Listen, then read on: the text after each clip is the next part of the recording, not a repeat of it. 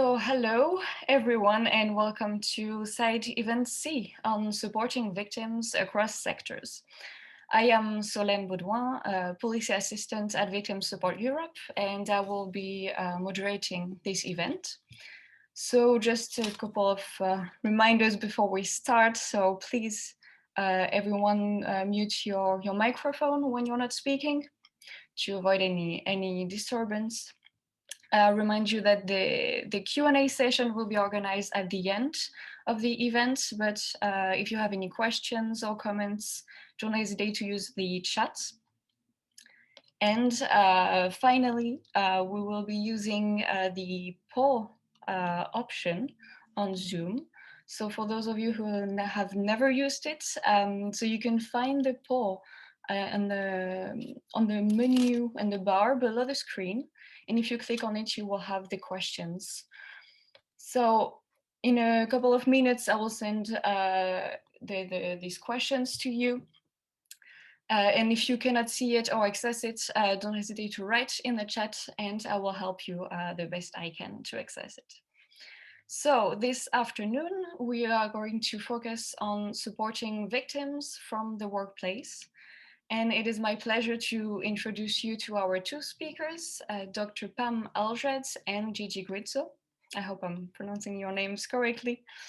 So Dr. Pam Aldred is professor at Youth and Community Studies at Nottingham Trent University in the UK.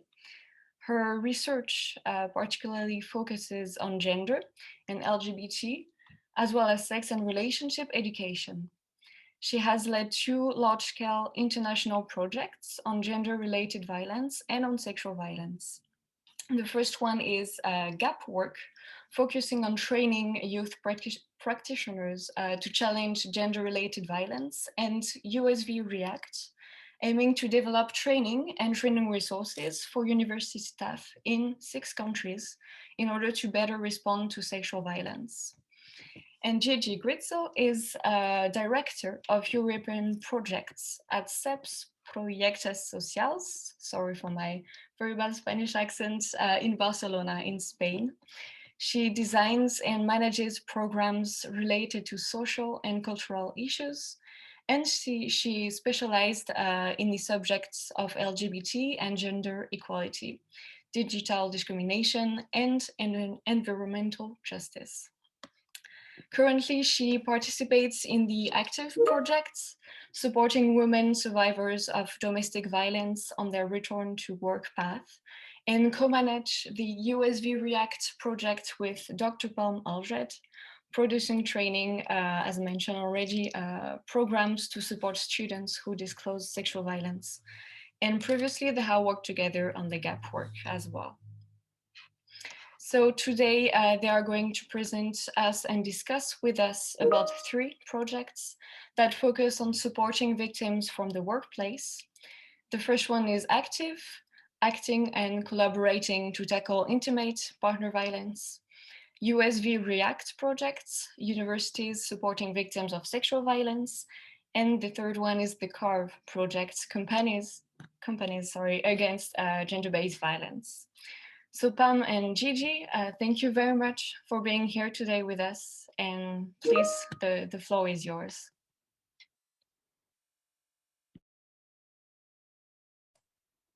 Thank you very much, Solène. Thank you to Victim Support Europe for having us. We're very happy to be here. I'm Gigi Grizzo, and I'm going to start the presentation of this workshop presentation and then workshop about supporting victims from the workplace angle. The workshop will introduce practical resources developed in European projects across different European countries and with resources available in various languages. The subjects we will include is how to create a supportive work environment where victims can feel safe and come forward, the importance of plans, protocols, and awareness-raising campaigns, how to detect and support victims with appropriate referral, to be supportive but know also the limits and seek professional help when needed, and create local support networks that can really support the victims. And also what we want to focus on is how to promote an inclusive workplace and prevent stereotyping and further discrimination of victims. So what we want to start with is also, I can see on my screen already, I don't know if everybody else, is a quick poll of what sector you're actually from, because this is one of the themes of the side event. So we wanted to see a little bit, Dr. Palm Aldred and myself, or I can say just Pam and myself wanted to see where you're from, so we can maybe focus some of the resources we present a little bit more towards your sector. So I'm waiting a few more seconds here to see how the poll goes. I can see there's women survivors organizations and other. I'm not quite sure about the other, so if anybody can see in the chat, I don't know if Solange, you can read in the chat if anybody has shared what other sectors they're from. Not yet, but Okay. use the chat if you want to tell us more about it. You can't see my chat there? I can't see the chats for some reason because I'm sharing the screen, so... I can. I've put in university sector, but you already knew that. And then everybody else is from VSE. No, we've got Vesna is here as well. And women's sector. That's right. Yeah, yes. Vesna. Yeah. Hello, Vesna, one of our previous partners on the project. Okay, great. So that's 3, which is perfect. I think we have things covered, Pam. We have enough for the 3 sectors. Perfect. So I'll end the poll and I'll try and share results, and then we'll close it. And I hope it lets me go on now. Yes, wonderful. So just a quick reminder, time-wise, what we're planning to do today. We're planning to present roughly 45 minutes, the projects, and then roughly 45 minutes of actually diving into the resources and talking more in depth about some of the, not talking, sort of showing you some of the activities that are actually in the resources that you can find for free online available to you. And then some time to actually discuss, question, answers, your input, which we're very much also looking forward to hear more input. We've already been introduced, Solange, there's nothing else to add. The icebreaker we've just done, and I'll dive into presenting the ACTIVE project. The ACTIVE project, Acting and Collaborating to Tackle Intimate Violence, is an ongoing project. It's led by Pour la Solidarité, a think and do tank based in Brussels. And there are partners from France, FAS, from Romania, Touch Romania, Mission Local, also based in Brussels, and CEPS Projectes Socials, where I work, in Barcelona. The project is co-funded by the Erasmus Plus program of the European Union. You've got here a hashtag, so if you want to follow us on social media, and you also have the website if you want to check out the project. The ACTIVE project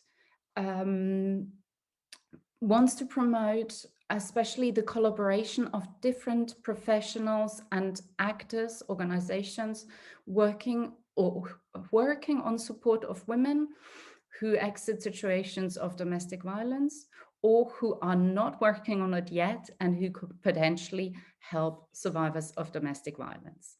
So we're thinking here very much in organizations like women's organizations, shelters, psychologists, mentoring services, etc., who already work with women. Then other organizations that work in labor market related jobs, such as job centers, training centers, etc. And then the companies who can actually employ survivors or victims of domestic violence. So the ACTIVE project wants to promote a better collaboration between these different actors to help the victims and survivors to actually access work, keep work, and develop a career long term. The implementation of the project is from November 2020 to December 2022, so we're sort of halfway through. The resources will be available in 4 languages. Resources we're developing is a guidebook, a learning toolbox, and a white paper. The guidebook is underway at the moment. We launched a questionnaire in the beginning of the year, and we've collected over 100 responses from different professionals, different help organizations, government organizations, who have given us their point of view and their experience of what works for them in actually supporting women survivors of domestic violence, how they are working and supporting them on their way back to work and in keeping their work and in developing their career. And also what the gaps are, where we need to do more, where help is needed. The learning toolbox that will come later is then hands-on actual material that gives hands-on tips to companies, and then a white paper that is for policymakers. We hope to launch the guidebook in October, November this year, and there will be local events. So if you check out our website and keep an eye on what's coming up, that would be great. The active project is based on previous experiences. There have been 3 previous projects, and I'm going to focus here just on one. It's called CARV project. There are resources available. You find all the information about these projects on the active project website. So if you go on the active project and you go on news, you can find information about the CARV project and the CEASE project and other projects that were previous to the active. The CARV project focused very much on raising awareness in companies on how the workplace is a very important space to actually support victims. There are, of course, other victims, not just domestic violence victims. We are focusing on domestic violence and in the active project on women, although there are also gender-related violence victims, not just women, but this project can only focus on the one. So the workplace becomes for many victims one of the remaining safe places to escape the violence that they experience at home. So it is very important to actually offer support there.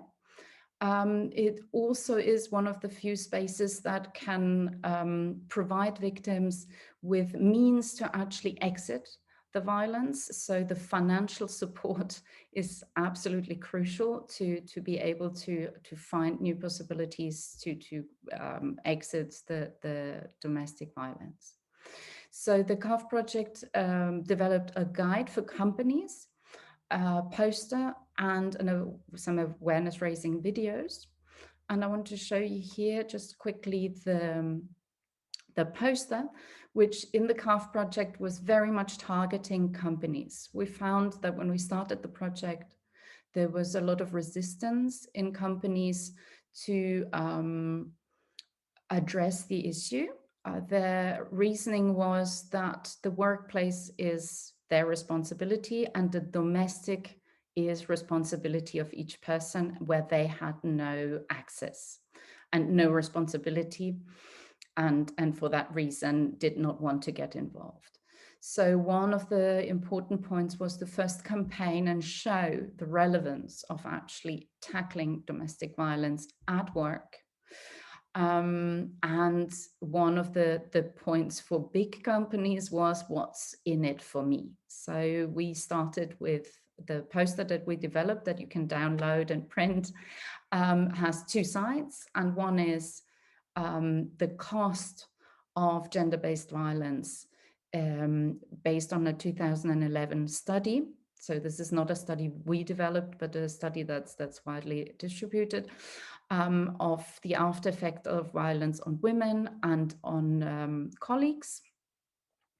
And then on the other side of the poster, we showed the 5-stage framework that we developed in the CARV project, and that then the guide that we also have developed shows more in depth of how to actually tackle it at work. So it's very straightforward 5 steps that a lot of companies, when we introduced it to them, they obviously recognize the path. It's something that many companies had already implemented with their quality plans or with other issues. So it was something that they suddenly felt, yes, indeed, we can do these steps. It's not impossible. But there was further work to be done to actually focus this on domestic violence, which is why we have been doing more projects to then give more evidence for that. So I'm going quite fast because I want to get to Pam Aldred's slides, where they have more hands-on activities and ideas on actually how to train then people at work and to actually get into really doing something. But all this previous work that I've been talking about on campaigning, on raising awareness of the importance of working together and on working from the workplace, I want to insist one more. I think one of the things that I bring to this is 6 years of really realizing how much time we spend at work and how much we can actually do from the workplace through very small actions like putting up a poster in human resources and at the entrance of the office to show that the workplace is a safe place and open to discussion about gender violence, domestic violence, etc. So I invite you warmly to check out the active project. As I say, you can find also the other resources on the website on the news section, and you will find upcoming events.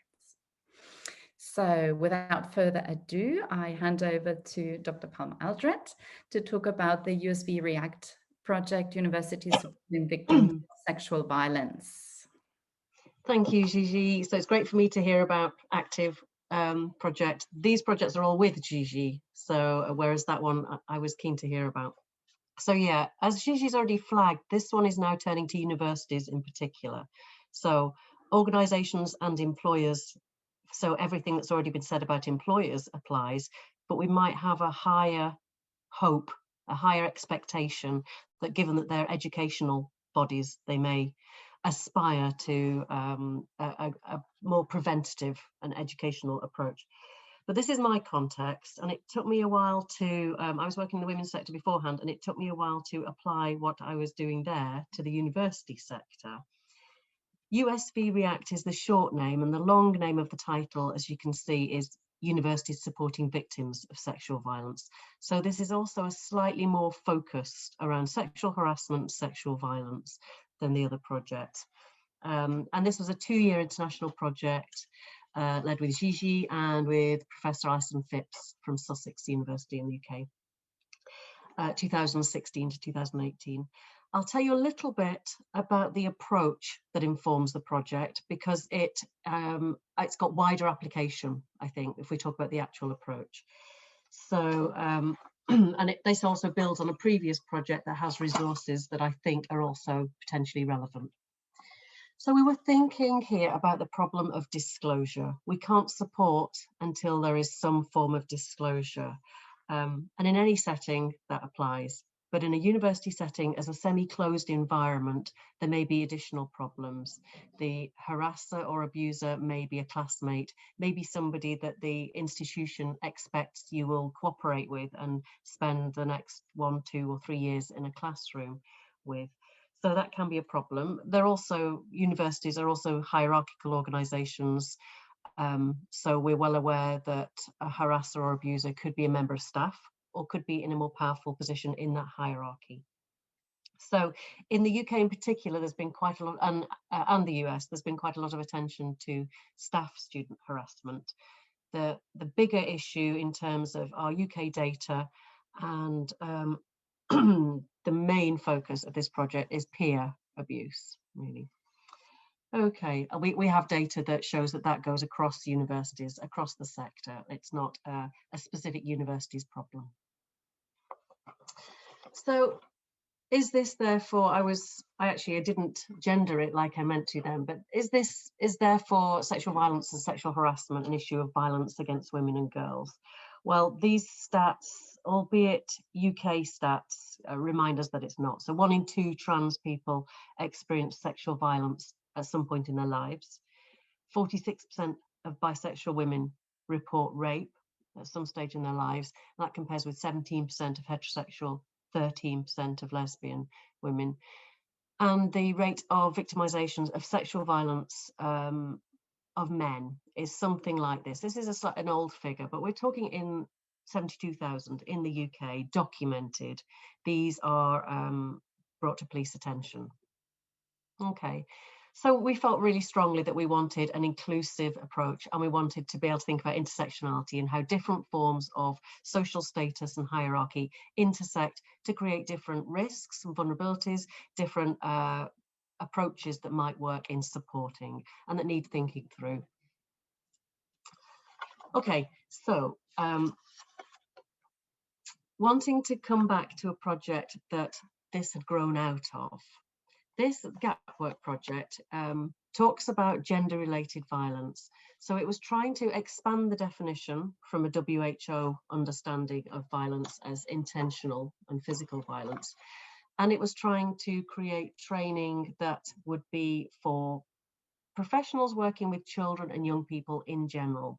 So not specific anti-violence or victim support professionals, trying to raise awareness much more broadly amongst teachers, youth workers, etc. Okay, so this was the earlier project. We're trying to problematize the gender order as well. And we worked with this broad definition of gender-related violence. So sexist, sexualizing, or norm-driven bullying, harassment, or violence, whoever is targeted.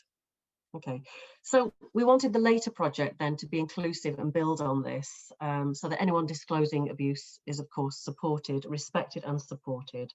And this project has a legacy of training resources that you might also, is my other reason to mention it. So here are the resources. So this project had 4 main partners, so everything is in 6 languages. But these are the 4 partners that designed a training program for professionals in their environment. The Italian program, and these are all free to download and to reuse, and we hope people do. We're happy to help guide people and direct people to the most relevant resources. The Italian one, I'll just mention, had health and education staff together and was the first time Pride organisations had worked with domestic abuse organisations. The Spanish team had a particularly strong line of videos. They made lots of educational videos from their training that are really valuable. They've been used in teacher education a lot. The Irish team managed to embed in youth worker education the whole of our training programs. That was great. And the UK one has managed to embed in the fire service staff development and their youth provision as a general framework, thinking about oppression and gender-related violence. So they're resources that we hope are still of use from that. Here's a little example. The image on the left is a leaflet that's UK specific. It's a guide to the law around sexual violence for young, in the case of young people. So it's written in lay terms, and it's really hoping that youth workers and social workers can help young people to access justice. The document on the right is also free to download, and this is a cascade document. What we were hoping is that professionals will use this document either for their own self-development or to cascade the training to their colleagues, so that one person in a workplace might be able to use this and roll this out much more broadly. Okay. And I said something about the Spanish team. So just to flag the apologies, there should be Serbia and Hungary on that list, and there should not be Greece on that list, sorry. The resources and the report of the success, the strengths and weaknesses of them, or the context in which we found them to be helpful, are in all these languages. And then there's 2 links to the particularly juicy resources on the Spanish teams, on the Catalan team's website, which is quite video rich and also has other training materials that can be used. Okay. So back to the later project, so USV React. So the aim here was to make sure that university staff who receive disclosures respond appropriately. This was in recognition, the partners here, I'll just say first, were from Greece, Italy, Spain, UK, Latvia and Serbia. So they each designed, universities in each of those countries designed training programs that fitted their staff, their student contexts, and in relation to the other services. Services was a key theme here, and that's why the subtitle is towards sustainable services. We wanted to make sure that our impact on universities was sustained. Okay, and it's our Serbian sessions, our Serbian colleagues from this project who are in the room. So that's great. So yes, next slide, please. I just thought I'd give you a little flavour. Students, when asked who they wanted to talk to about sexual violence they'd experienced, talked about student welfare. This is UK specifically. Talked about personal tutors. For some of them, that was the main person. And for some of them, it was the union, students' union, which is a different kind of organisation, I think, with a stronger welfare remit than I think some of the international sister organisations. So what that shows us is that it's quite divided. There's not necessarily a clear route for disclosures. In my current university, there's a sexual violence response support officer. So it is clearer, but in all the other partner universities at the time, this wasn't the case. So students could disclose to any of these people. So our emphasis was on writing a course, writing training that we could invite everyone to. And we invited all the people who were the catering staff, all the people who were the bar staff, all the people who were security, etc. Okay. This is to flag some of the reports that might be useful. So for instance, we did a review of what appeared to be best practice internationally. That's the first image. And a review of what appeared to be best practice for policies. Okay. And then each of the universities that created their own training program, those training resources are available. And then each of them evaluated, and there's a report about the strengths and challenges of each of those models. And then there's a recommendation, there's a report in which we summarize our recommendations as a whole for universities everywhere that we'd like to see. Okay. And this is just to flag that these are all different training programs that can be accessed. So I'd be very happy to help a university, somebody who's based in a university or college, to help think about which of these is most appropriate for them to try and apply to their setting. They're both different models that we've got in English and different models fully in their own language. Okay. So you don't need to read these unless you're in a university context. You might be more interested, but this is the international recommendations that we created too. Okay.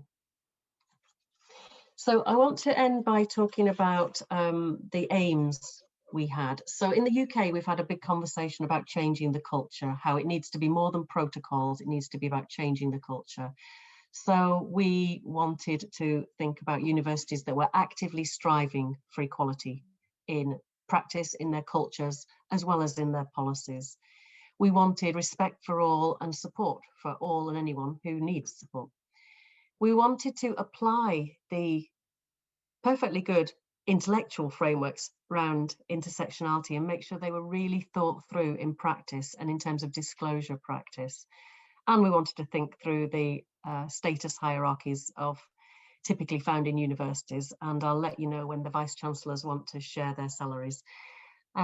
So these documents on the right are, the blue document is an add-on resource that was created after the project to really apply thinking about intersectionality to our materials. So we're imagining that that's useful for people already in the sector who are delivering training around disclosure handling and around support.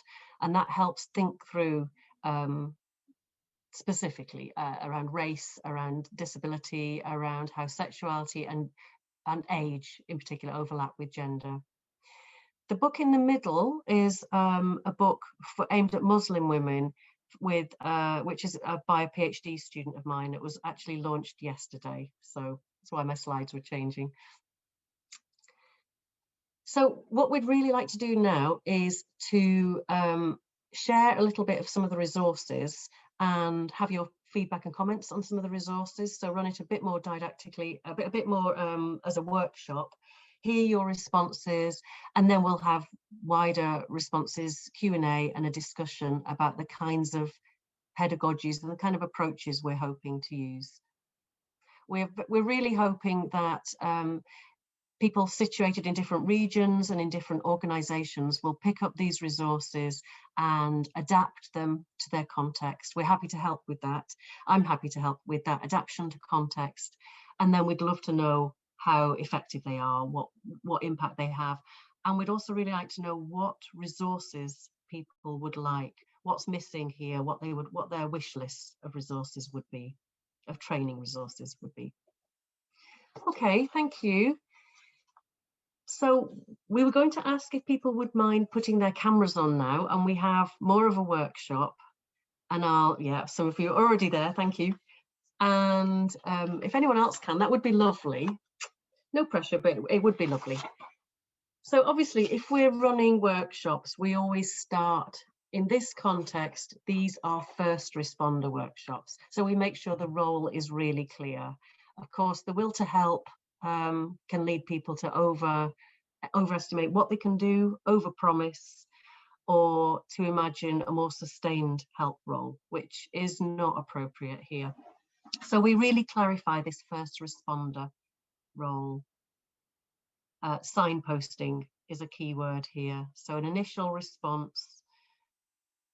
Because it's first responder, that's why it's important that we get our training or educational program out broadly across the university, because we don't know who a student or a colleague might turn to first. Okay, but I use this particularly with social work students and students who are on courses that may lead to counselling and social work. But here I'm very, very clear that in this role, they're not in a professional role. They're just hearing a disclosure, an initial disclosure, and thinking about where they're situated for that. Okay. Pam, can I just quickly ask a question? Is this just for universities when you say first responder? It sounds like it's also applicable to Gigi's project as well. I mean, when you talk about like an employer or a boss or something, you would use the same terminology, yes? Yeah, that's right. Yeah, do you want to comment on that, Gigi? Indeed, it is actually something that I'm just was thinking of now. I was at a conference a couple of years back, organized by ETUC unions across Europe on how to support women victims of domestic violence. And this is indeed one of the points that we discussed very much, of how to be a first responder and how to not try and overstep and take on too much and put oneself at risk, one's own physical and mental health. So it's very important to get that term clear, I think. And often when I say first responder, people don't know what I mean. So I think it is actually very important to clarify always. Do you not find any confusion? Because I've only ever come across first responder as police, fire and emergency. Does it cause that confusion, or is this like a well-known term for non-governmental response? I think it's increasingly in our review of international good practice. It is more of a US Anglo-American term, I think. It was to me in the UK. It sounds like a US Canadian kind of response. But I think it works really well. So once people have had it introduced, it sticks and it works, and it reminds them not to overpromise, that they are not guardians of the galaxy, that they cannot guarantee justice, and so I had that thought initially, and I've since become convinced that it does work. I'm often talking with social work students who will carry on something into their future career, but in that moment, it's helpful to clarify who they are in that moment. So Next slide, please, Gigi, if that's all right. We'd always, of course, put the learning objectives and definitions. So here we are talking specifically about a sexual violence awareness course. But we'll talk about all kinds of related definitions across gender-based violence, gender-related violence, all those areas. In particular, I think in the UK use of English here, culpability. It's one of the particular areas where we find there is people have myths and misunderstanding, basically. So it's a particular theme in the training to think about how victims are blamed inappropriately. We always talk about what good practice is in response to disclosure. We talk about respect for bodies and choices, and we talk about appropriate responses and responsibilities regarding care. Okay. Oop. So we do a lot of, and these will be really familiar to lots of people. We do lots of myth busting around sexual violence. So we talk about the popular images, the familiar myths. If there's not an active response, it can't be. And there's some really good video resources we use here. Things like Glasgow's Rape Crisis have made some brilliant 2-minute videos. They're very simple graphically. They've got they're simple linguistically, and they have a first-person explanation of, I thought I'd scream too, but I didn't. I just froze. And they're really helpful, I think, little pedagogic tools, these brief videos. We've already talked about men as victims of rape. PIV, I mean penis in vagina sex, counts as rape. So partly this leads on to a legal definitions, which will be obviously country specific. Even if we have to talk about country specific law, the issues and the myths are nuanced, but map the same territory really around victim blaming. Okay, next one, please. Just a quick question. Yeah, you were sure. covering different countries. Did those myth busting, how was it affected by the law? Because you have the problems in Spain with their definition of rape and violence and all the rest of it. Did you have to handle that in some way? This is yes, definitely. So each university partner devised their own program in situ. So the Spanish, in fact, the Catalan and the Basque teams would have evolved their own programs in their own contexts. I have tried to write about the different layers of Spanish definitions of violence, gender violence, domestic violence, and it's really complicated, isn't it? With some great models, but some huge complexity. Yes, they've got to be about the context. They've got to be about the legal context. But I guess once we pull it down to talking about values and rights, human rights and values, it tends to be exactly the same. So it's as you'd expect. And I suppose that partly depends who the audience is, or the training participants are, how much legal detail you need. Yeah.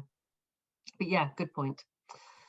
So we'll offer, there's a couple of 4-letter acronyms we can offer: RACE or the SEEK model. So safety, empathy, empowerment and knowledge. That's quite a popular one. Yep, I can move quite quickly through that. We always do we'll generate principles from values, but then we'll also do some very simple, straightforward do's and don'ts. And that just makes sure that everybody's on the same page, that we're clear. And we can discuss some of these, and we can, probe the limits of questions, or how we might discuss who else will be involved. But these are takeaways. We make sure that people can take away physical copies of these as well, to stick on a wall in their office, or to refer to later. So we've got a do's and a don'ts list here. And I think, I'd welcome any comments, but I think these are fairly uncontroversial. I think these are across the literature. Yeah, so here you invited a comment. I think the topics themselves are pretty well known. Did you provide training on how to actually do those things? Because I think that it's a very different thing to read it, and then when you're in this kind of situation to practice it, because so I've been studying some CBT and trying to apply those in the context of family life and, you know, understanding a teenager, that sort of thing, and being very calm. And it's really difficult to apply those things. So just, did you manage to incorporate that into the training? Yeah, what was really important, I mean, we fight for time for these, and there's continual attempts to reduce the size of training. So but we tried, one of our reasons to resist the training is the need to have vignettes and responses and to use role play. So in the Brunel training that I was part of, we required everyone to use role play. So they had to assume different positions in the role play too, sometimes with two in partners initially, and then the next stage was with 3 people. So there'd be an observer who could comment, somebody as victim, somebody as first responder. So they were really valuable, really valuable. Even the police officer in the room, who was a university security, head of security and police, the local police responsible for the university campus, found that really helpful. And I think, and even he had learnings around culpability, which I'll come on to in a minute. Yeah, so absolutely, it's applying these in practice. They're not probing when conversation or curiosity might lead us to say, oh, what do you mean? Or, well, how did that happen? Well, yeah, exactly. Some of these are, we need to unlearn our intuitive curiosity questions or to block them. Yeah.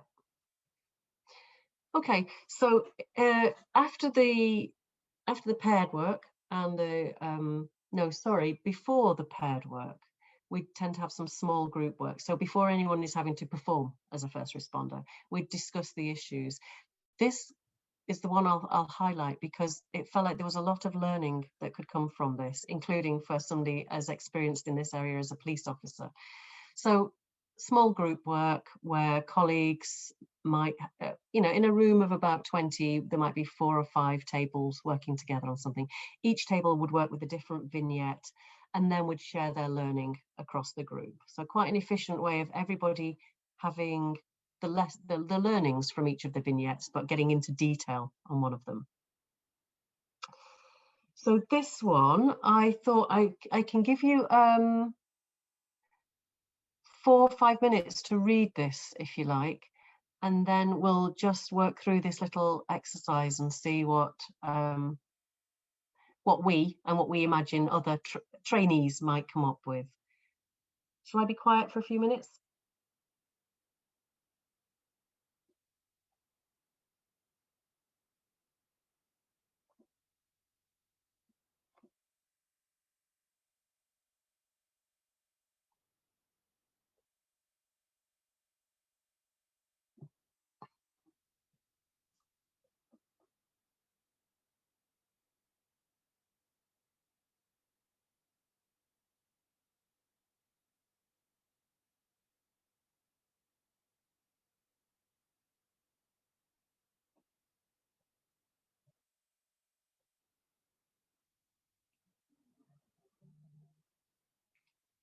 Okay, so if you can keep the individuals, if you can keep them distinct, their names. Okay, so Jim has been assaulted. In the groups, this was a really useful one to have as discussion, and it wasn't the stereotypical one that they were expecting to discuss. So it started some awareness raising, but then it brought out some interesting discussions about culpability or blame. So does anybody want to comment on what their views are about culpable, not culpable, what scores they'd give? I'll let others speak first. Mm-hmm. Or if they don't want to, I can say something. So Jim is the victim. So if I was in this, I would end up having a big conversation about the definition of culpable, because my immediate response working in the area is there's only one person who's culpable, and that's the person who did it. Now, Exactly. could others have been involved in helping prevent it? Yes, but I Yeah. see that as a different question. Exactly. Well, that was what was so productive about this one, because we all went, oh, he'd even thought to take a friend and that friend let him down. And we were all completely distracted by this and what might have happened and what might have made it better, that we're led off on that. But, we end up saying, no, the friend, the ally is not culpable. Only one person is culpable, and that's the perpetrator. And we think through this, and what it brought out were lots of discussions about risk-taking, about responsibility, about responsibilizing victims, etc., as well as homophobia. If there's homophobic views in the room, they may come out here. So this was really productive. I mean, we even found that people who are quite close to the law, like police officers, would find this provocative enough to have some learning from it. So it wasn't too immediate. So I think this is my favorite of the vignettes. I think the other vignettes either complicate things because there is initial interest and then a no, or because there's a power status difference, lecturer, student, etc. Okay, and these vignettes that we use were all derived from, they were all anonymized and pseudonymized, but they were the basis of some incidents that the welfare team had discussed with students. So they were all reality based. Okay. Is there anything more we want to get out of that? I don't think so. But yeah, so the next. Did you use the vignette to then discuss about how things could have worked out differently, what could have been done differently? So or do you do that in a separate bit? Is this bit just to bring out the notions of victim blaming? And yeah, to be honest, we just use this quite specifically to think about culpability, victim blaming, and also then intersectionality. Does it matter who this person is? Are stereotypes and discrimination shaping our view? Yeah. So this is an already squashed down, well, it was 2 days of training, 2 5-hour sessions, and it was then made into a 1 day, or I run this as a sort of one but a slightly shortened day with a lunch break as well. And then I've also done it as an afternoon. And, so each time it's getting truncated and it's a frustration. You sort of hold on and you're just having one learning outcome for each task is as much as we can cope with. On the next slide, you can see some of the prompts that then, after the initial conversation of that vignette, we would then talk about how would you respond, would you respond any differently if the individual were different? And we prompt for that. And here, I think, unlike the first slide, here you get a no, of course not. And it's only when you really dig you might find some stereotypes in there. But what kinds of things? What were the differences in responses when you dug further? Digging, well, I suppose more of a female gendered victim expectation, and disabilities. Well, why would somebody with disabilities be out on their own? Or won't they always have a carer or a minder with them? Or we might be thinking about, well, what difference does race make? Of course it doesn't make any difference. And then we might think about how somebody's ability to intervene or somebody's likelihood of being seen as a perpetrator might be affected by racist stereotypes. So once we dig around with other imagery, so we also had a section of the day earlier before this actually where we'd used some visual imagery, and some of it was adverts, some kind of popular advertising campaigns, and some of those prompted recognition that there were racist stereotypes in some of the imagery, and there was some problematic imagery around power and eroticization as well. But were you uncovering unconscious bias, which may influence the way that people either behave towards victims or behave themselves if in different kinds of? So how do you apply that discussion to the real world? That's one, is it that you could say, okay, you're working with a police officer, you discover that if they're working with Black people, then there may be that even though they're not knowingly racist, that there's an unconscious bias, which means they're less likely to believe them or something. How did it play out?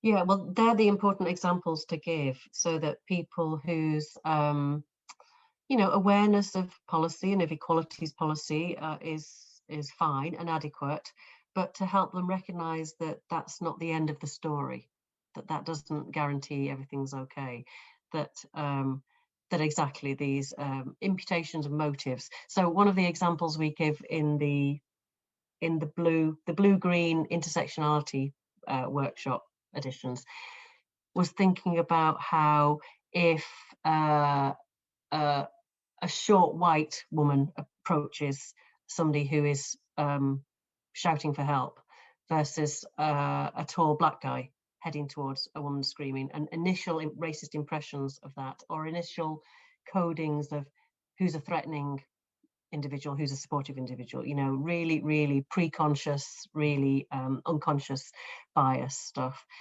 So we had managed to get at that a little bit. Here, it was more helping people to recognize that their intention, that their beliefs about themselves might not be the end of it. So it didn't do a huge amount, this part on its own. It was more finding a language to talk about intersectionality. With one group, actually, it was my own students, with social work students, so they're people doing a master's in social work, mostly Black women mature students, actually.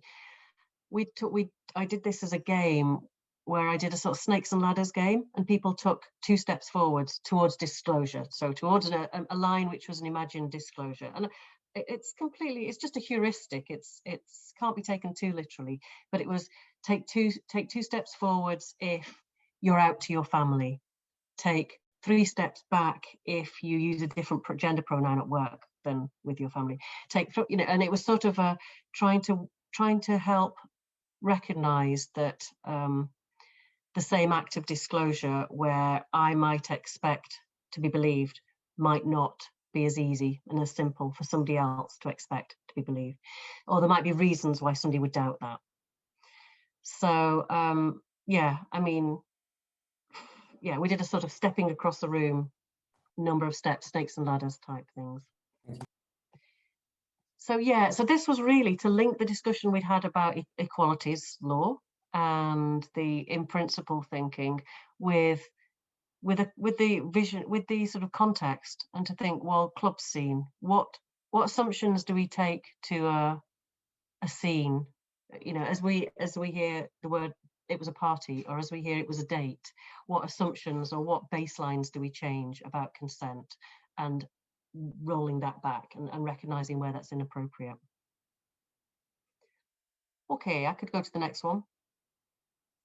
Yeah, we would make sure, we always made sure that we ended with take-home messages to make sure that the people were getting the things out of an exercise that we wanted them to get out of that exercise. So we used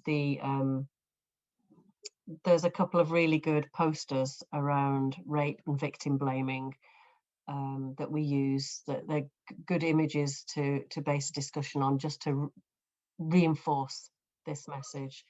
So, sorry, I've got bits coming up. Yeah, the prevalence issues. We used 2 of the easy, not too personal starting activities would be around stats, would be around looking at statistics and evidence, and that would recognize the prevalence, recognize the diversity amongst victims, and it would do some of that work whilst raising awareness, and that would tend to be quite an important stage of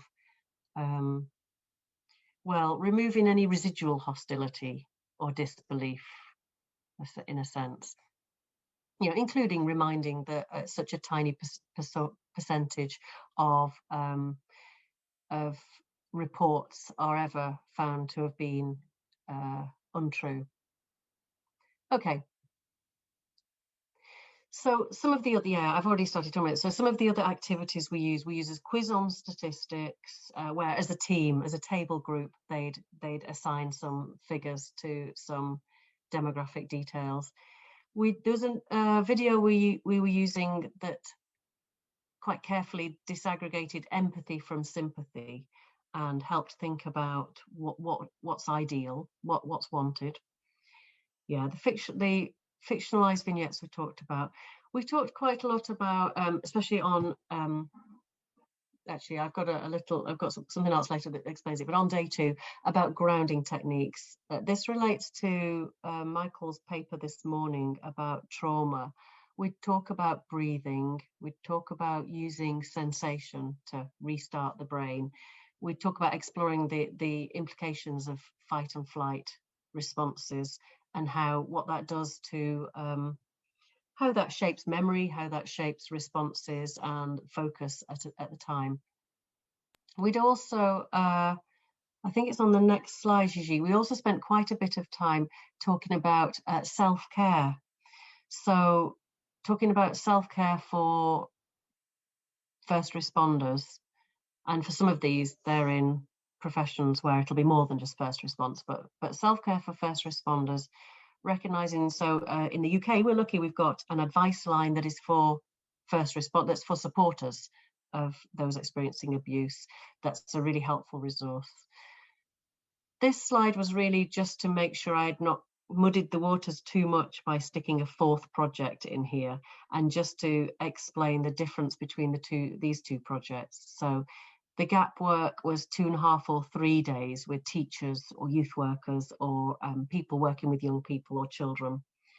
And we're writing at the moment about the action plans. So these were actions that these professionals planned to take, that they felt were needed and were feasible. So we're hoping for some follow-up data on that soon in one of the PhDs that's come from this. The sexual violence survivors. Yeah, so where it was 2 days, this was the spread of coverage. We talk about the issues. There's not so much legal stuff on the sexual violence one here in the UK context. We found the UK teams, that there were 3 different programs devised in the UK, but we all agreed that what was needed was focus on victim blaming and culpability, and that was a key theme. Whereas other places might have wanted to talk about rights, we felt like there was an understanding of rights, but there was still a misattribution of culpability. So that was the reason for the focus here. I think the Italian team did talk about rights more. Okay. So we'd really like to hear about context you're in. We were hoping for a wider audience, a bigger audience, so people from different sectors. And we were wondering, the approach that we have in amongst the project members was that the equalities dimension, the equalities policies and practice of an organisation were a crucial part of the bedrock on which supporting survivors was based. And that there was a lot more that could be done there. So for instance, in one UK university that was running this project, there were also really very sexist, sexualizing flyers of a black woman, mostly naked, in the phone box, you know, around the students' union, and it was a club flyer, but they were getting distributed in the same place that we were trying to run this. So that was a troubling juxtaposition. So yeah, we'd love to hear responses to that, small though the group is. So we see a strong equality stance as an important base for supporting survivors. Does your organisation need to do more on equalities?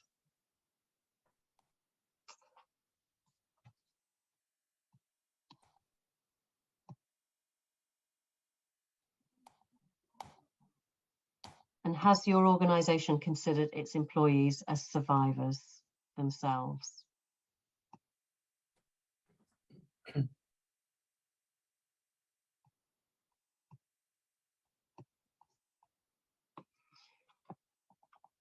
I think the final question we'd like to ask is as we develop more resources and training packages, what is it that you most would value? What is it you would most like created? What's most helpful in your setting?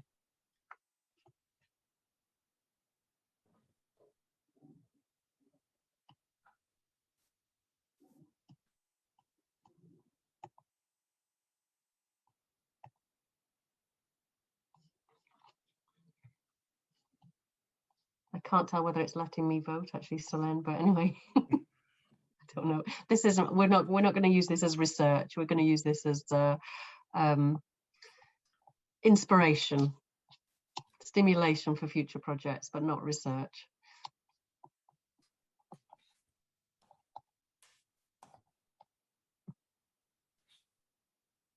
You didn't allow us to pick more than one of the options. For what would we like next? Because I'd have picked them all. Very good. Okay, that's good to know. Yeah, because I mean, especially what both of your presentations have shown are opportunities, not to actually get this done across the whole of the continent, and that's one of the jobs of Victim Support Europe. We see these amazing projects, and then we want to make sure that that's happening in every university, in every workplace. But then, and to help us do that, we need the policy framework for advocating for it and for getting people to be convinced to do it. But then once they're on board, you need the detail for how to do it and how to kind of actually, as you say, provide the training, but also to adjust it to the context of that organization, that country, etc. So that's what it all fits together for us and for our organizations. One of the questions I had was really about when you talked about training, but for me, training doesn't achieve the change in culture. Training alone doesn't achieve the change in culture. You need all the other bits and pieces with it, the protocols, the objectives within your job descriptions, the complaints mechanisms, but also the bits where, you know, there's students know what they can do, or employees know what they can do, and they know where to go and all the rest of it as well. Did you work on all of those different levels in both the workplace and at university? Do you want to go first, Gigi? Or Go. Okay. Yes, definitely. So in universities, absolutely. So at the bigger, some of our colleagues on the project are also working on projects about culture change in universities, where they, so Alison Phipps has worked with the managers of universities. So she's done a top-down, getting them to discuss their values. And one of the things that we've problematized very much is the idea that universities are in competition with each other, and that student welfare has got any problematic issues in student welfare have to be hushed up in order that the reputation of that university is as untarnished as possible. There's a brilliant PhD just come out of York on this, actually, that compares US and UK responses, Erin Shannon. But I've written an article with the Brunel team that was about how training wasn't enough, and we needed to think about the training as education, because it was about values and not simply a simple actions response type of training.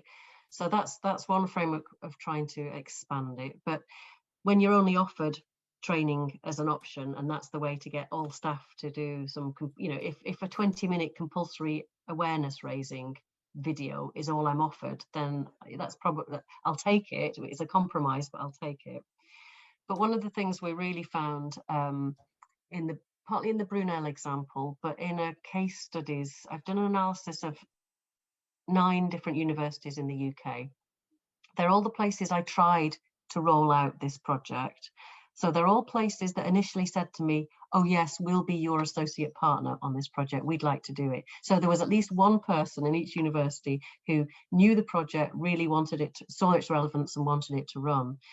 and trying to trace through why that didn't work in the places where it didn't go, and what might have helped when it did.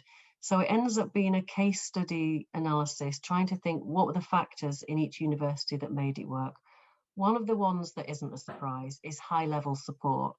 High-level support, high-level comfort with saying the words, with using the words, with flagging issues like this.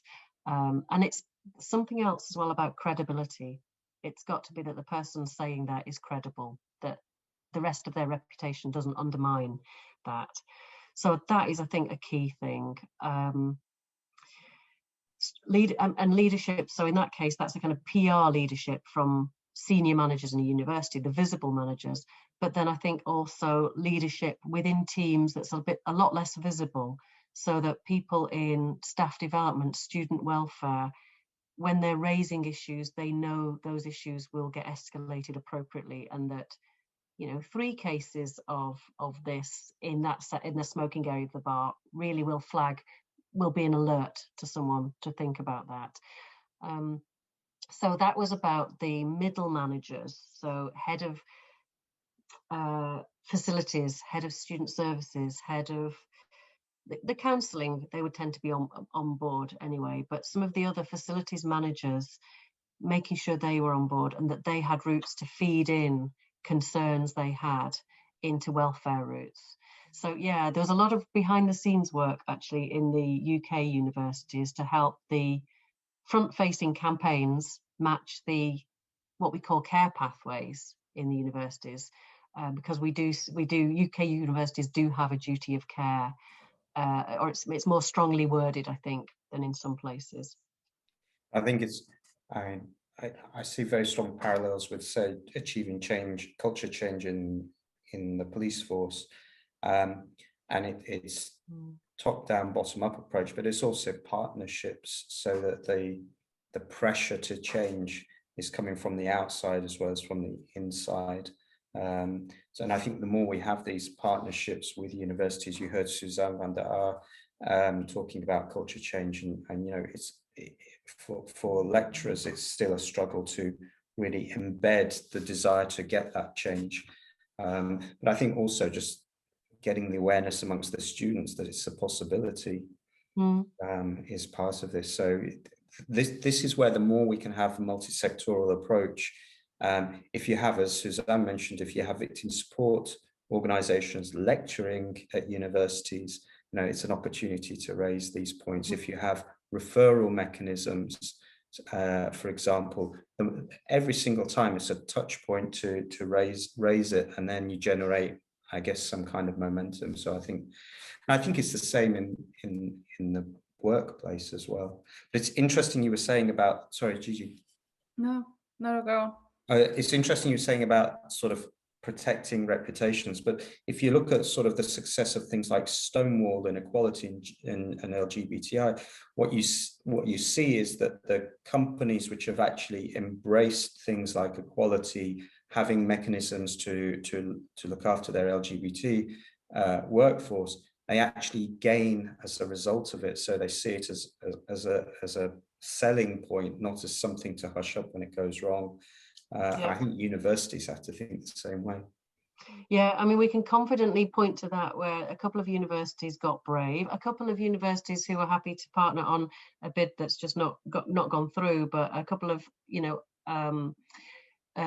Cambridge Astronomy were going to come on board a project that I was really, they could see that broader. This has no relevance to our topic, but this is something we should be part of. They could see that broad again. But we've had some universities saying, I mean, it's the classic way in which education is marketed at parents, not undergraduate education anyway, undergraduates' parents, not at students, and students' cultures. So a discourse of protection for students rather than empowerment is more likely effective, or as an appeal, which, you know, most students, except for a very few tiny minority, are over 18. They are not minors, and the law, you know, therefore positions them as adults. but there's something a little bit duplicitous, I think, going on there with parents. But anyway. Interesting, I hadn't thought of it that way. I was going to add something on here more from the workplace angle, and I think universities are very interesting. When we did the USV React project together, coming from the CARF project that were focused only on companies, I found very interesting that universities have that double function very clearly of training other people, but maybe not necessarily applying it to their own staff. So we found with some universities in Spain and Italy, I'm thinking, not necessarily our partners, but other universities that we then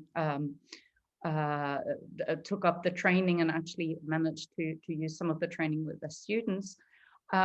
They found it relatively easy to convince their universities to embed the training for students.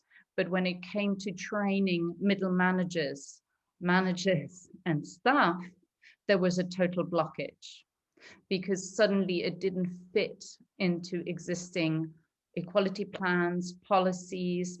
There was all these gray areas, but we don't have a policy on what we're doing about sexual violence. So is this health and safety? Is this equality? What where do we fit this in human resources training? And there was a real blockage. So coming to this university angle and bringing it also to more the other experiences that I've had with projects, trying to reach out to big companies, not necessarily universities, there's actually a different tension there. It's actually more about getting space and time for training, reaching staff across all the different levels. So often the training is organized for frontline workers or office workers, and not for the managers, middle managers, and directives, dare we say. So it becomes very difficult to actually offer actions that really make a difference. So awareness raising is easier embraced with a CSR policy, also taking it up for specific days of the year when it's nice to look inclusive and aware of violence and issues that help society. But when it then actually comes into doing activities and actions that support staff and make changes in society from within, it becomes more difficult. So I think they're slightly different, and I think universities are particularly interesting for that, for being both. Sorry. Certainly, we've got distinct profile of the professoriate.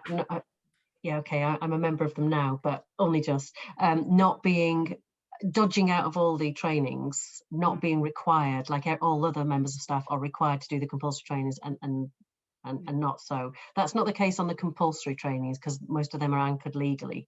But one of the ways that the York team, Vanita Sundaram at York, found a way of making this happen was to, and I think it's more than that, it's really, really functional. She wrote a specific training for heads of departments, and it was labeled, the heads of departments, what you need in order to support your staff. So it was imagining, their responsibility to support their staff who'd received disclosures. So both checking that their department was in line process-wise, and that their staff members were okay. So that seemed a good way of making that, getting them to the training. And again, we have this challenge. I mean, this is a challenge across the board, which is to somehow squeeze anything victims training related into the training for prosecutors, judges, police officers, etc. And I think one of the routes forward, something you mentioned earlier, is around empathy. So what we're trying to promote is the understanding that empathy and understanding helps you work with victims, but it actually helps you be a better leader, a better team member, a better family member, etc. And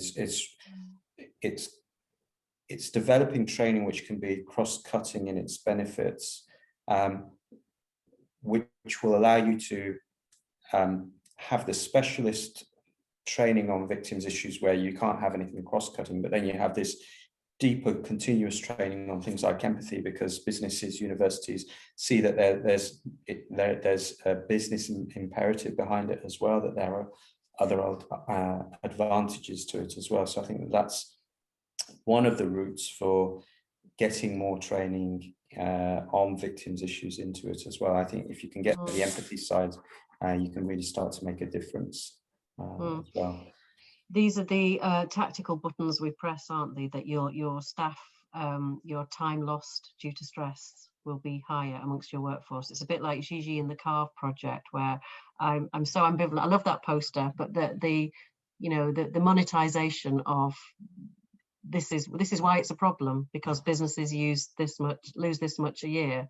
Yeah. Sort of, is also obviously only one of the levels on which we consider the impact. So it's the same when we talk about student retention. If you say the way to get the ears to prick up is if we say it's a student retention issue, more students will leave their courses if we don't address this. That gets people's attention, and it's the same compromise. It's not about the well-being, it's about the stats or something. And not just about retention, it's about success, because of course the more high grades you get as a university, that's a selling point. But students who are harmed in some way and not looked after will have less successful results. So, that obviously we don't want to objectivize the whole approach, but I think in terms of the list of reasons why a university or an employer might want to do things, we have to include those kinds of notions in there as well. Gigi, I had a question. Do you have like an example of a company, you don't have to say which company, a business, where they've actually incorporated a really good approach to helping staff identify signs of victimization and then having the process for how to do that? Could you sort of describe what that might look like? Signs of victimization, expand on that just to... Well, so one of the things that we are pushing for is that we want to improve the ability of everyone to be part of that support framework. And if you have a colleague or if you have a staff member in the office and they're going through some level of violence or have experienced a form of crime, that may affect them, and they may have exhibit behaviors which could indicate that there's something is going on. Are there companies, or in the training that you provided, have you helped people work out, what might be those signs, and then what are the first steps to kind of bringing that up, and then how do you deal with it? Bearing in mind you've got tiny organizations which don't have human resources departments through to massive organizations. Yeah, no, we have actually not offered training ourselves, but we've collected good practices where organizations or companies have offered. So unfortunately, no solution that I can offer to those who haven't got a structure. What I can say is, from the good practices, one comes to mind that that I've been following for a number of years now, and they have over the last 6 or 7 years implemented. It's a relatively big, well, it's a big organization across 3 countries, but they have evidently smaller sections in each country. And they've embedded over the last 6 or 7 years a whole program of supporting women victims of domestic violence. So they started with internal campaigns 6 years ago. And they now, I've interviewed them recently again, they now have a proper structure of support staff who actually continuously support, train internal staff, middle managers, are there for the women that need the help, but also are there for all the colleagues, etc. So that is a really good example of a structural change from an organization that has been applying bit by bit, gradually, all these sort of examples that we've been talking about until now. The other thing that comes to mind is smaller actions that we've been discussing with organizations when we were rolling out the dissemination of the guide of the CARV project. We actually met with small organizations and discussed with them as well how helpful they thought the actual guide and the poster were. And what some of the very small organizations are mentioned, I mean, I'm sort of thinking almost sort of family size organizations. What they found useful is to be to make visible the issue of domestic violence in their public spaces of the organization. So to actually, for example, put the posters up in the entrance of the shop. It seems like a minor thing, but what they said, it actually made a difference to how they felt they approached the subject. So it suddenly wasn't something that was only discussed behind closed doors, but it was something that was actually openly in their organization, openly discussed, and also openly addressed with the public, with people who came to their shop. So that might be a tiny... What did the posters say? The CARV project posters, the one that I showed you before. So, for example, that particular one just showing the cost of domestic violence triggered questions about why they would have that up. So the question of why would you have this in a shop that's selling food? Why do you have that poster up? Was a starting point to actually get the conversation going. So that seemed like a small action that actually made quite a difference. Yeah, Annelies, please go ahead. I see you have your hand raised. Hello. I'm sorry, I joined this conversation unfortunately later because I was moderating another side event, which fortunately ended a bit earlier. I don't know whether this question has been asked yet, but I was wondering how you actually make smaller companies and smaller organizations motivated to form like these workplaces, or to form a workplace in which victims can step forward, or I mean in which, like, how you actually make them motivated.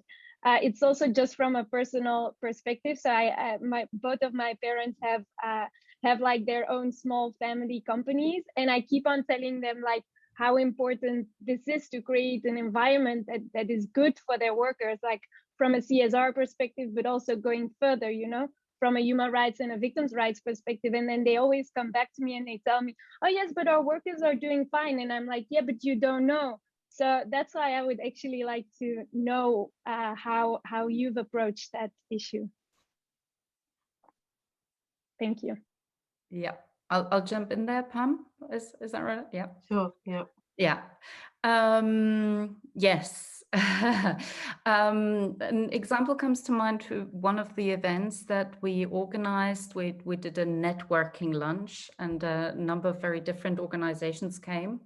And I'll actually give you an example of not a small organization. Okay, it's a big organization, but I'll come back to you because it's very relevant. We had a representative of the Barcelona City Council, of the Department of Equality, okay?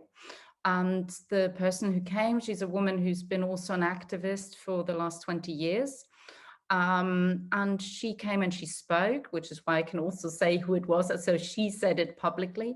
She said, we have a big problem in the Barcelona City Council. We have some of the most radical internal procedures to actually help women victims. We offer free days, we offer mobility, we offer all sorts of support, actually monetary equivalent, if you want, even if they do not have what's required here in Spain, a legal document to actually prove it. So we're very open, we have this policy. And in the last, I can't remember how many years, but years, 5 years or whatever, not a single woman has come forward. Now, they employ, so she was talking, we have, I don't know how many the Barcelona City Council employs, but it's a lot of women. Now, we know statistically that it is impossible that over all those years, there's not been a single woman who has needed that help. So the reason she came and she spoke, she said, there's clearly an urgency for us to do something to improve the situation at work, that people feel safe to come forward. So we're offering all this help and nobody is taking it up. So coming back to your question about the small organizations. So the small companies we spoke to, which actually here in Barcelona, the organization I work with, most of the organizations we're in touch with are a lot of small NGOs. So it's really the people that I work with most, okay. And I would say that one of the changes I've seen over the last few years is that there's more of an interest to actually make visible in small organizations the activities that we do to make our work environment and our society better. So whether that is support to women who suffer domestic violence, or whether that is being inclusive of any people, whatever difficult group they may belong to, or whatever you want to call it, to actually make that visible in the work environment creates a different work environment. It invites people to actually communicate about issues that they're passionate about. So it doesn't necessarily have to be from a perspective of victim, but it can be from a point of empowerment and of passion to say, I am a defender of. And that creates a very different work environment to one where you only focus on what's on the daily agenda. So I think awareness raising, campaigning, and talking openly, and also making small actions that help starting conversations are very important at all levels, I think. But so we heard here, I think, repeatedly that awareness raising, whether in university or in the in organizations, it is a starting point. It starts conversations. It makes things easier for people to come forward. But then I can imagine, let's take Annalise's parents. There's then the terror of, well, what if someone does come forward? I have no idea what to do after that. So presumably then you have the protocols and the training which sort of say, okay, imagine if one of your workers comes to you and says, you know, this is happening at home. I'm finding it really difficult to concentrate, or, you know, I'm going through a court case. And then you give them the training and the protocols on how to manage that. Is that right?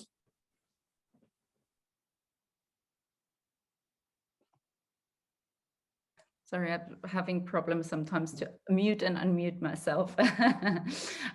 We are not offering the training itself. What we are offering is guidance of where to seek more help.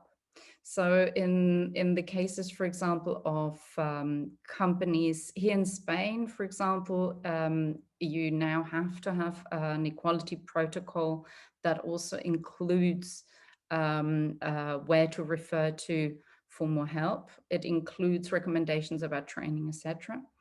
And one of the things that we're hoping with the Active project to improve is different places where to refer to. So not just to keep it to the generic, you know, go to your local council and they will sort you out, which they won't because they don't have the answers, but to actually have practical documents, lists of organizations that can actually help, and to actually create connections and network with different organizations that will actually connect to each other and actually provide training when it's needed, etc. So for example, through the Active project, what we're in touch with is trade unions, small organizations that give training, large organizations that give training, companies, etc. So the idea is very much to have different resources for different needs at hand where we can refer. But that's coming back to the beginning of our presentation with Pam. One of the key points here is that we, coming from, for example, in my case, a European project, 2 years, it will end, and then what, you know? So we do something during 2 years and then there's nothing else. So very clearly what we're seeking is to find resources and suggest activities that can be sustainable. And one of the ways of being sustainable is to make very clear that it's important to refer and give some suggestions where this help can come from. So that is sort of the practical actions. I don't know if you want to jump in there. The referral is really an important aspect of it, and we're trying to support the referral processes between organisations, but also between the police. But I know that we worked with the European Economic Social Committee over the years, and they did a project, I think it was based in the UK, with a company where part of what they were trying to resolve was how can the company itself adjust working arrangements to make it easier for victims of domestic violence to continue working and to cope. So one of the points they raised was you have a situation where you're suffering violence at home, which impacts on your ability to work, and then you get sacked because you're not doing a good job, or you lose, you know. And part of what that project did was really help the company to develop protocols which said, okay, well, you know, we'll put you on a different kind of work for a while, or we'll reduce your work hours, or, you know, but they helped them work out what were the right decisions to make. So one of the decisions you probably wouldn't want to make is, oh, well, you can work from home, maybe, you know. So it's helping the organization to know, well, how within the workplace, what is it within the workplace that we can do to help you? If you're a person with a disability, you have accessibility rules, and you have to adjust the workplace. Well, if you're a victim of domestic violence, how do you adjust the workplace to enable somebody and empower somebody to continue working? So I think that is an important aspect of really responding to this now, and taking the workplace from a position of they're not doing their job to how can we help them to recover, to cope, to be safe, and to also be productive. Absolutely. I mean, I think I waffled a little bit before. One of the things with the Active project, what we're really trying to do is to gather the good practices, the good examples, the things that work, but also the gaps, pointing out the gaps and the things that don't work, and produce a guide that's relevant. For example, what came to mind now when you were saying, you know, how can we help companies? One of the organizations that we are here in touch with in Spain is a relatively big company that provides training for companies and helps companies develop their equality plans. That's here in Spain. The equality plan is not the same than in the UK or other countries. It's specific for gender equality, and it embeds, usually now these days, it embeds some actions related to or in some good practices, some actions related to helping women in situations of domestic violence. So working with a company that offers training for companies is indeed one of those ways to help the companies. And the idea of the European project to gather good practices from different countries also is very much coming back to something that we said at the beginning with Pam, is also taking into account the local context and the country-specific context. So here in Spain, companies have some advantages, they get some funding for employing specific people, such as women who have suffered domestic violence. And that can be also something that for a small organization actually makes a difference. So that there are sort of elements that really need to be addressed for the specific context. So information, I think, is what I was trying to say with the European project is one of the things that we really want to make the information easier accessible through materials such as a guidebook and a toolbox, that information that is already available, but make it easier accessible. Well, I also, no, sorry, Lev. No, go for it, Sir. Yeah, I also have a question for both of you. So in the projects you presented, how did you evaluate the impact and the results of the training themselves? I mean, was that included in the project or not? And did you see any difference of results across the partners? Do you want to go, Pam? I think training. Sure. Absolutely. This is not. Yes, we did. But the methodologies for this are not as they could be. So we had self-report on understanding and on ability to intervene. On we found. Sorry, with the Gap Work project, we've got a statistical measure that showed people who'd done the training were statistically more confident, more well-informed. They felt better able to respond and refer and support. With the USV, in both cases, there is a methodological issue that teams evaluated their own work. So sometimes we had a member of the team who was the researcher and a member of the team who was the trainer, but not always. And in my case, in one case, they swapped roles at one point. So we had, it was a self-reflexive evaluation of its impact with some sense of institutional measures, but not very convincing, because they might just be in a 2-year period, for instance, or over this 5 years, can we see any changes? Well, yeah, but Me Too had a way bigger change, or the fact that everyone had to do Equality Act training probably had a bigger impact. More people did it.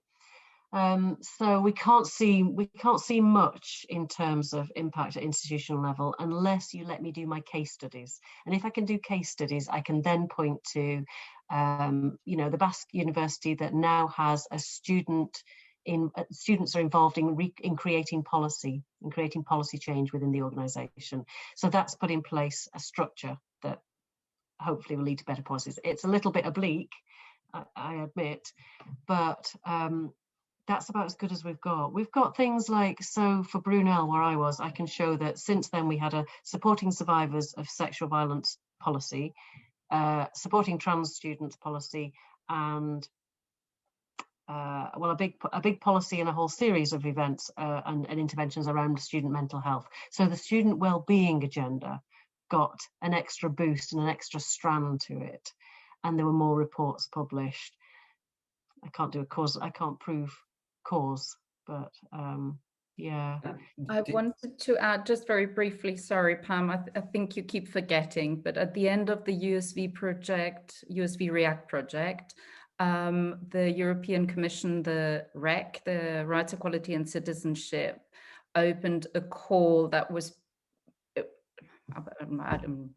loosely based, yes, well inspired in some ways, and clearly referenced the USV React project as a good practice to follow, which I think, considering that one of the policymakers came to the conference at the end of the project and actually said that they were very much thinking of using a lot of the material, and then clearly referenced it in the call.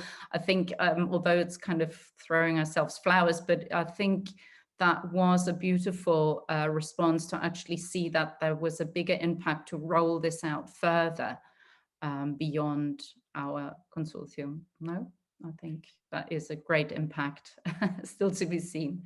Yeah. And yeah. did you? But if you've got some good suggestions for how we demonstrate the impact of training and educational packages, I'm really interested in that. One of the researchers was mapping the research literature on that, and I would be I mean, that's worthy of a symposium, a conference in its own right. Definitely, suggestions welcome. We're trying to incorporate evaluation and impact in all of our projects since I think we started doing that 1-2 years ago. And part of it, I mean, I'm not saying it's successful, but part of the reason it's not as successful as you would like it is because I think organizations involved don't see the value of the evaluations. They're interested in just doing the work, and it's kind of more of a policy thinking to do the evaluation. But part of the process is really trying to measure the status quo before we start the activity. So, for example, we tried to measure the impact of awareness raising campaigns to see if there's an improvement in knowledge, for example, and really recording, getting organisations to record what the extent of knowledge is. Now, of course, the data is with different people, so it won't fit with strict academic requirements on measurements. But in terms of getting an understanding if there's been any level of change, that's something we're doing more and more. The tricky bit is choosing criteria which are measurable and where you can obtain the data. That's the most difficult thing for us in our kinds of projects. If you're doing an academic research and you have 50,000 subjects and all the rest of it, so it's a different kind of process to the kinds of projects that we do. But it's something that we're very much interested in.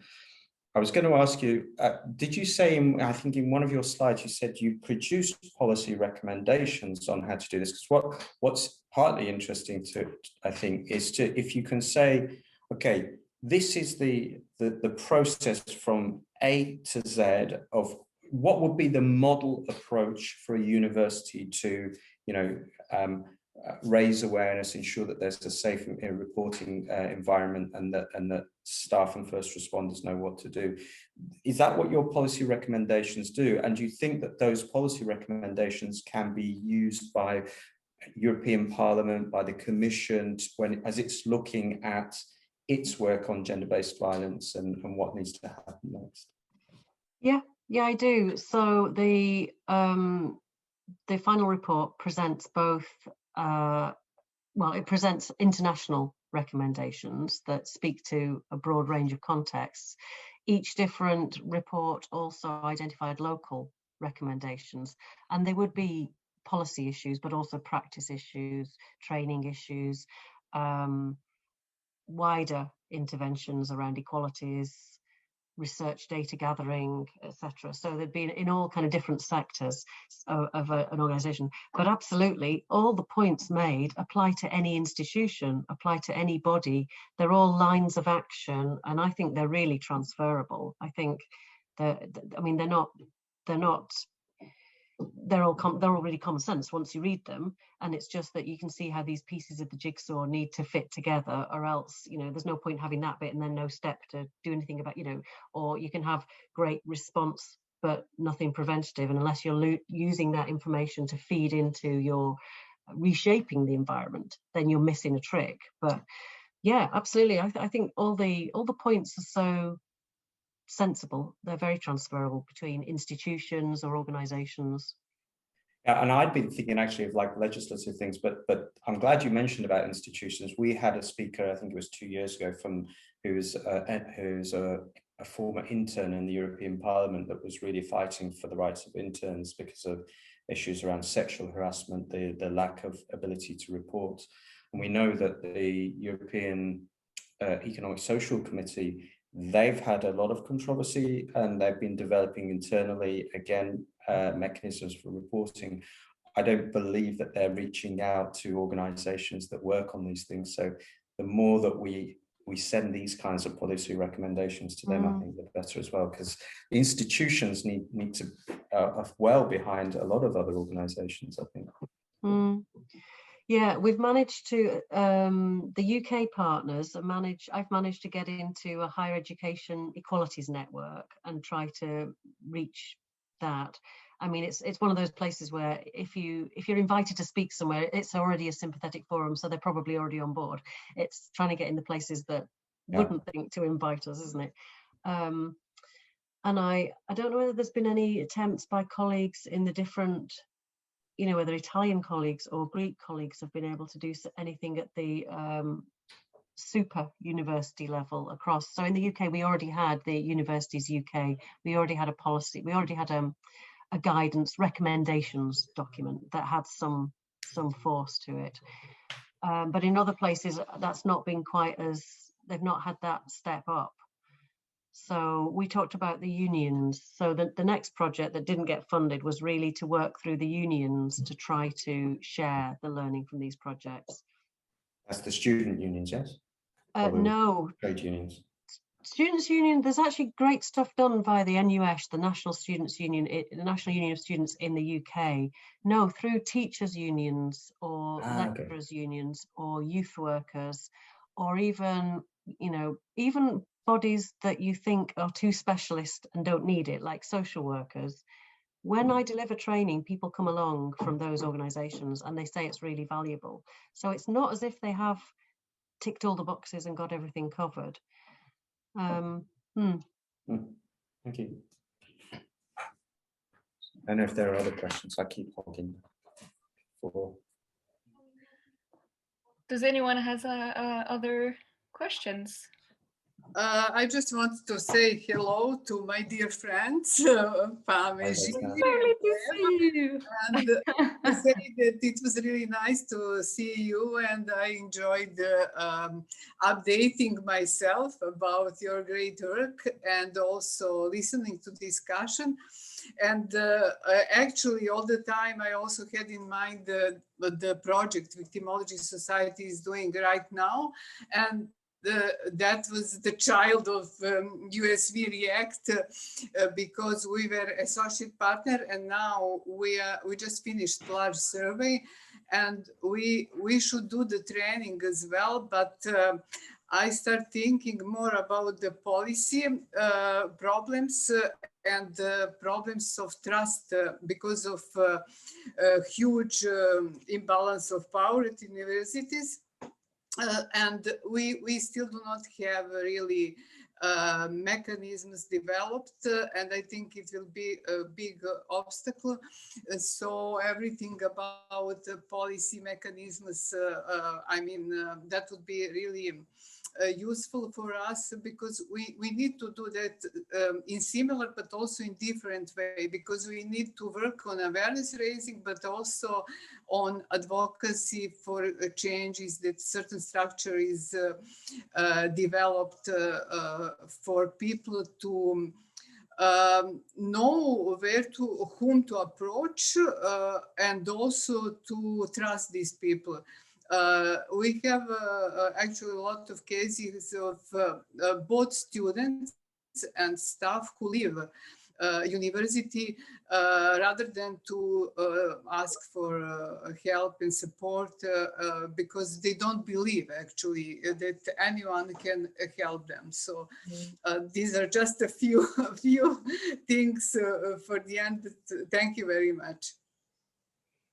Great to see you, Vesna. Yeah, and the impact in Serbia, I don't know whether you'd trace it as impact from VDS more broadly, but USV, certainly the policy evolution there, the legal evolution has been rapid, hasn't it? You've had some successes in recent years. Yes, but implementation, the big problem is implementation and the big taboo about sexual violence. And I mean, we started actually a kind of Me Too movement now, and the things are changing, but still, I think the difficult work is ahead for us, but we'll do that. Good luck. Good luck with that. Great to see you. Thank you very much. So does anyone has any other comments, questions, any experience they want to share? If no, then I think we're coming to the end of this event. I would like to thank you very much, Pam and Gigi, for joining us today and for your very, very interesting presentations and discussion as well. So thank you very much. Thank you to the participants. And well, I'll remind you that the recording of this event will be available on VSE website and YouTube channel, and as well as the conference plenaries and the other side events. So please feel free to consult them. Thank you very much, everyone. Thank you, Solen. Thank you for Thank you. facilitating. Appreciate Thank it. you. And we'll be promoting all of these sites as well. I think a lot of the, if you any of those documents and anything else that you'd like us to promote, just let us know and we'll send it around our networks as well, because I think you've done a huge amount of amazing work there. Yes, please. Great. Yeah, I'll email. Thank you. I will email you just a list of all the, so you have it. Please do, easy. please do. Yeah. We love it. We have a knowledge database in our intranet where we have somewhere in the region of 1,000 publications which are specific to victimization issues, and it's fully filtered. So we'll put all of those in there as well. And as I keep mentioning, we'll be launching a VSE online hub, which initially is for members, but it will become public. But that's going to be the environment where we can continue to have these discussions. And, you know, we are, for example, we're part of a cost network for academics working on victimology issues. I think this is the sort of place where we should bring the conversations in. We work with the trade unions and others and the different institutions. And I think the more we can get them talking about the types of things you're talking about, the more that we can embed those ideas and actually get the change happening, have that impact. So I think it's, again, for us, it's the start of a conversation. We've been interested in these things, and now we're talking to people who are actually doing it. I think it's one step further for us helping in that process. So thank you. Thank you. Great. And all the best with the online, the VSE online. That'll be wonderful. Thank you very much. Yeah, Thank you. yeah. Thank you. Thank you very much, everyone. Thank you. Thank Bye. you. Have a nice Sure. day. Bye-bye. Thank you. Bye. Bye.